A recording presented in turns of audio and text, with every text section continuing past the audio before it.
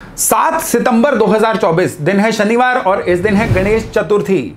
गणेश चतुर्थी यानी मिट्टी के गणपति बना के घर में लाते हैं, उनको घर में स्थापित करते हैं और उनसे प्रार्थना की जाती है कि हमारे घर से मंगल को हटा के, विघ्न बाधाओं को हटा के जीवन में खुशहाली लेके आएं।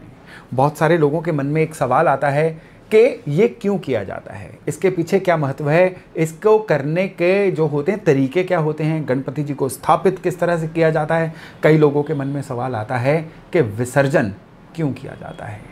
चलिए सब बातों के बारी बारी जवाब लेते हैं और ये वीडियो आपके लिए इसलिए भी इंपॉर्टेंट होने वाला है क्योंकि ये वीडियो आपको बताएगा कि क्यों आपको अपने घर में गणपति जी को स्थापित करना चाहिए। नमस्ते, मेरा नाम है योगेश शर्मा और स्वागत है आपका happy life with Yogesh Sharma में। दोस्तों, इस वीडियो में आगे बढ़ने से पहले एक विनम्र निवेदन कि अगर अभी तक आपने अपने इस चैनल को सब्सक्राइब नहीं किया तो कृपया सब्सक्राइब जरूर करिएगा और बेल बटन दबाना बिल्कुल मत भूलिएगा। अब सबसे पहले तो गणपति जी की ऊर्जा की बात करिए। जो भी इंसान डिप्रेशन में होता है, एंग्जाइटी में होता है या जिसके जीवन में किन्हीं कारणों से उत्साह की कमी होती है ना, उनको कहा जाता है गणपति जी की आराधना करिए, गणपति मंत्र का जप करिए ताकि आपके जीवन में उत्साह आए। गणपति जी की जो ऊर्जा जहां पे स्थापित होती है ना, सबसे पहले वहां से कहा जाता है शोक नाश करती है। अब शोक का मतलब आज की डेट में क्या होता है? शोक का मतलब आज की डेट में होता है मन की उदासी, या शोक का मतलब होता है घर के अंदर या आपके जीवन में नेगेटिविटी का वास। हर चीज में जब नेगेटिविटी होती है ना, वो शोक लेके आती है। गणपति जी की ऊर्जा अमंगल का नाश करती है, यानी जब जीवन में कोई मंगल कार्य नहीं हो रहा है, आपकी कोशिशें लगातार व्यर्थ जा रही हैं, तब गणपति जी की ऊर्जा है जो आपकी बाजू पकड़ के आपको किसी भी दिक्कत से बाहर लेके आती है। तो गणपति जी जो हैं वो आपके जीवन से अशुभता का नाश करते हैं, अमंगल का नाश करते हैं, शोक का नाश करते हैं। तो विघ्न बाधाएं क्या होती हैं? यही तो होती हैं। इसीलिए गणपति जी को विघ्नहर्ता बोला जाता है। तो आपके घर में जब गणपति जी स्थापित होंगे तो आपके घर से इन सारी नेगेटिव चीज़ों का नाश करेंगे, पहली चीज़। दूसरी चीज़ कि गणपति जी जो है किस मुहूर्त में स्थापित करने चाहिए। मुहूर्त का तो बहुत महत्व होता है, लेकिन सबसे बड़ी बात यहाँ पे ध्यान दीजिएगा कि 8 दिशाओं के जो मुख्य स्वामी हैं वो गणपति हैं। गणपति जी की आज्ञा के बिना किसी भी अनुष्ठान में देवता नहीं आ सकते, तभी तो गणपति जी को सबसे पहले पूजा जाता है। और जिस भी समय में गणपति जी की पूजा शुरू हो वो समय शुभ हो जाता है। इसलिए गणेश चतुर्थी वाले दिन आप किसी भी समय में आप बिना परवाह कीजिए करिए कि राहु काल कौन सा है, फलाना काल कौन सा है, भद्रा है, भद्रा पताल की है, उस दिन आप गणपति जी की आराधना करिए। गणपति जी आपके घर पे कृपा करेंगे, स्थापित होंगे।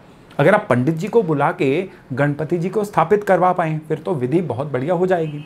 लेकिन किन्हीं कारणों से अगर आप गणपति जी की स्थापना में पंडित जी को नहीं बुला पा रहे हैं ना, तो आप बड़ी श्रद्धा से गणपति जी, मिट्टी के गणपति जी लाके उस दिन अपने घर में किसी भी शुभ स्थान पे स्थापित करिए और वहां पे सबसे पहले आप रौली का छींटा दीजिए, 2 साबुत चावल अक्षत जिनको बोला जाता है वो चढ़ाइए, एक मुट्ठी भर बताशे चढ़ाइए, थोड़ा सा गुड़ अर्पण करिए।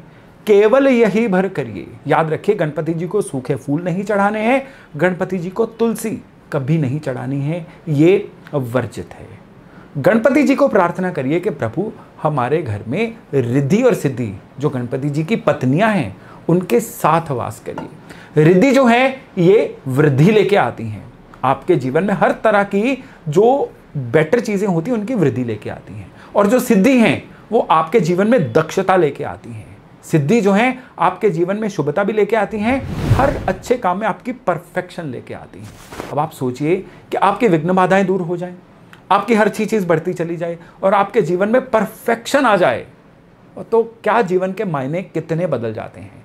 तो ये गणपति जी का वास आपके घर में इंस्टॉल करके जाता है। और जो रिद्धि सिद्धि हैं इनमें लक्ष्मी का वास बोला गया है, तो गणपति जी के साथ जो है महालक्ष्मी की कृपा भी अपने आप आती है।